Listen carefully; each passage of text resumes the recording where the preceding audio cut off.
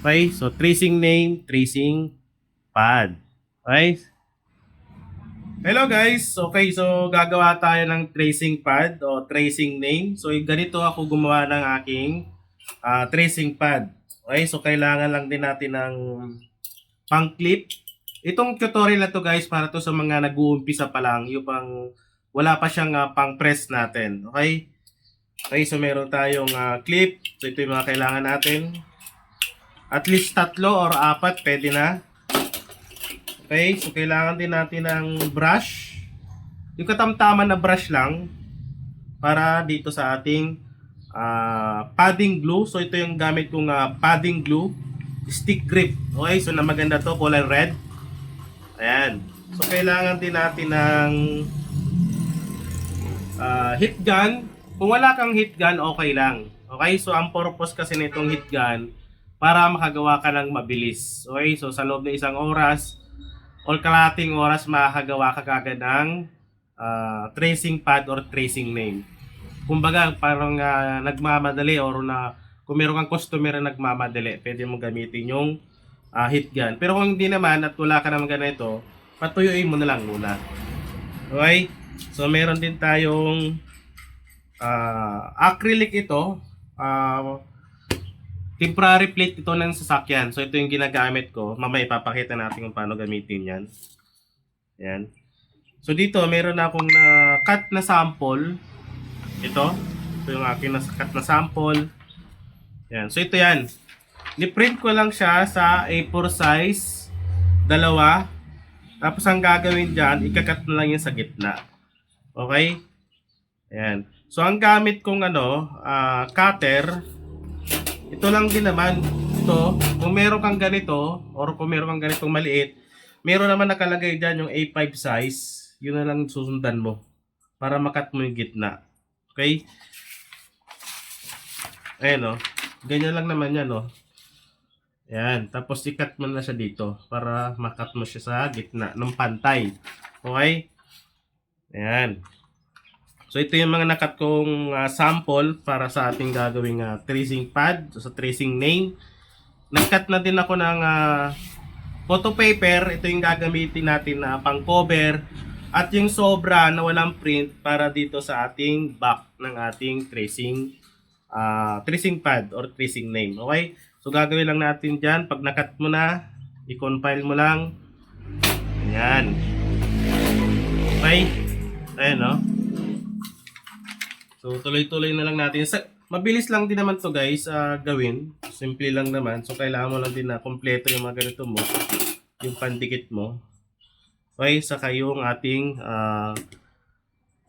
simpleng pan-clip lang. Okay? Ayan. Ito ang purpose nito. Kaya ako may sobra. Scratch lang to. Ipapailalim ko lang to. Diyan. Para hindi madumihan yung ilalim. Okay? At dito naman sa ibabaw para hindi madumihan. Yan, yun ang ginagawa ko dyan. Okay? So pag napantay mo na yan, pag napantay mo na siya, yan, i-clip mo na yan dito. Dito. Okay, i-clip natin siya dito. Yan. So kailangan pantay yung pagkakalagay mo. Pantay yung pagkakalagay natin. Para sigurado. Yan. So konting tiyaga lang talaga dahil para mapantay yung ating mga papel. Okay? Yan. So meron talagang papel na malambot. Okay? Yan. So papantay mo lang siya dyan. Tapos lalagyan mo lang siya ng isa pa sa ibabaw. Yan. Okay? So pag natatagal lang kayo, fast forward nyo na lang. Yan. So pag nalagyan nyo na siya, i-clip nyo lang. Okay? Ayan o. Yan. Yan. Pati rin naman dito sa kabila. I-clip nyo na lang. Okay? Ayan. So ganito na magiging itsura niyan. Saka mo siya lalagyan ng padding glue dito.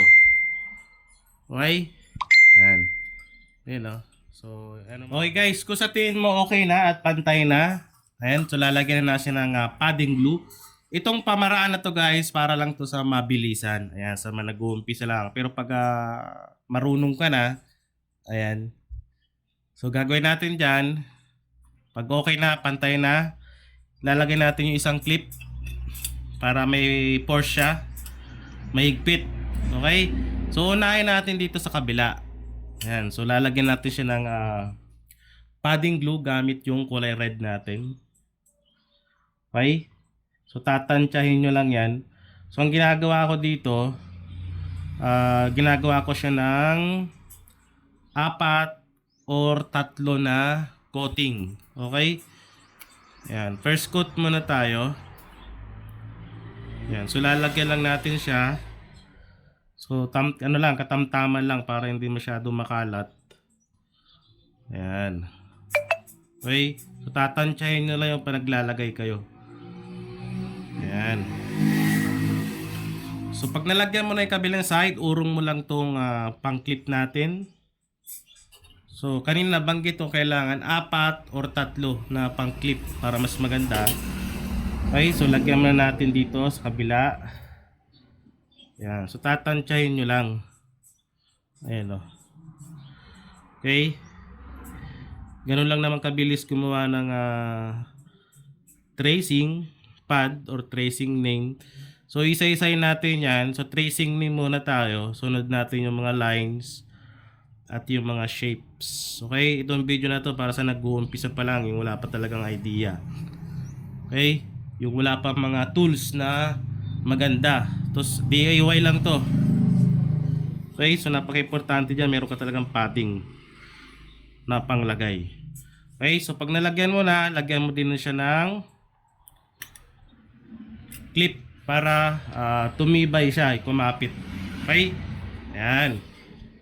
So ganito na itsura niyan guys. So hihintay mo natin matuyo yan. Pero kung meron kang heat gun, tulad nito, meron kang heat gun, pwede mo siya heat gun para mabilis na matuyo. Okay, so i-heat gun mo siya. Pag natuyo yan, pwede mo ulit lagyan ng second coating. Okay, option na lang tong heat gun na to. Yan. Ayan. Optional lang yan. Pero para mas mabilis yung video natin, gagamitan natin siya ng heat gun. Okay? So itabi lang muna natin to. Ayan. Nasaksak lang natin yung heat gun. Okay? So ito yung heat gun na gamitin natin. So mag-iingat lang kayo kasi mainit. So ang gagawin natin dyan, yung settings natin ay low lang. Okay, para katamtaman lang. Yan. So gamitin natin siya ng heat gun. Tanggalin natin itong isa. Yan. Okay, so tamtaman lang yung katamtaman lang. Aalalayan nyo lang. Okay? Yan. Tamtaman lang. Para hindi masyadong mainit. Yan. Para hindi masira. Okay? Yan. Kung hindi naman nagmamadali yung customer mo, huwag mo na gamitin ng heat gun. Patuyuin mo na lang. Yan. Itong paggamit natin ay para lang sa para sa mabilisang gawa. Yan. Patuyo-tuyin natin konti. Okay? Siurong lang natin dyan. Ayan. So, observe lang muna natin. Pag tuyot na, saka natin lagyan ng second coating. Okay? Okay guys, so pag alam nyo na medyo tuyo na siya, pag medyo tuyo na yung ating nilagyan na padding glue, lagyan nyo ng second coating. Tapos pag nalagyan nyo ng second coating, patuyo-tuyuin nyo ulit. Tapos apply kayo ng third coating. So, depende sa inyo kung ilang beses nyo applyan, pero mas maganda, mas marami, lagpas 3 para mas makapit talaga siya. Okay? So observe niya na lang para mas maganda yung pagkakapit niya at tuyong-tuyo talaga, patuyuin niyo mabuti. Kung wala kayong heat gun, okay? Kung wala kayong heat gun, patuyuin nyo para mas makapit yung ating padding glue. Ayan, para mas makapit ito. Okay, so pag tuyo na, lagyan nyo ulit ng coating. I-coat nyo ulit. Okay, so ganun lang naman yun. So patuyo-tuyo lang natin kaunti para makita natin yung pagkakapit niya. Ayan. Okay guys, so pag alam na natin na tuyo na yung ating nilagay na padding glue, pwede na natin siyang tanggalin. Okay, so tatanggalin na natin siya. Ayan. Titignan natin yung ginawa natin. Okay. Ayan. Ayan. So ito na siya. Okay, so ang purpose na ito, kung bakit meron tayong extra na cover, para hindi madumihan, kunya, di ba yan ang dumi At least pwede mo siyang tanggalin dahil nakadikit siya sa ating extra na cover. Ayan. So, tanggalin natin siya. Okay? Yan di ba? So lilinisin mo na lang yung mga excess na yan. At dito naman sa last. Yan. So tatanggalin mo na lang yung mga excess na yan. Okay, so ito na itsura ng ating tracing pad na name, tracing name. Ayan, A5 size, 50 pages. So 25 siya na A4, hinati sa dalawa. 50 pages. Ayan, di ba? Okay, so na yung magiging itsura niya. So ang presyo na ito, ang benta ko dito nasa 60-70. Kasi nga, wala naman siyang ginamit na wire binding or comb binding, and padding glue lang. Okay, so tracing name lang naman kasi. Pag meron siyang package na tracing lines, tracing objects, doon ka na lang magdadagdag ng presyo. Pero kung tracing name lang na single lang, tulad dito 50 pages, 60-70 pwede na. Okay, hanggang 80 pwede na yan. So depende pa rin sa presyo mo. Okay, ayun Ayan, so libre lang pala ito guys, yung template natin sa may mga gusto. Canva template yan. So, kayo nang bahala dyan. Ayan. So, bigyan natin sa mga followers natin. Okay? So, tracing name, tracing pad. Okay?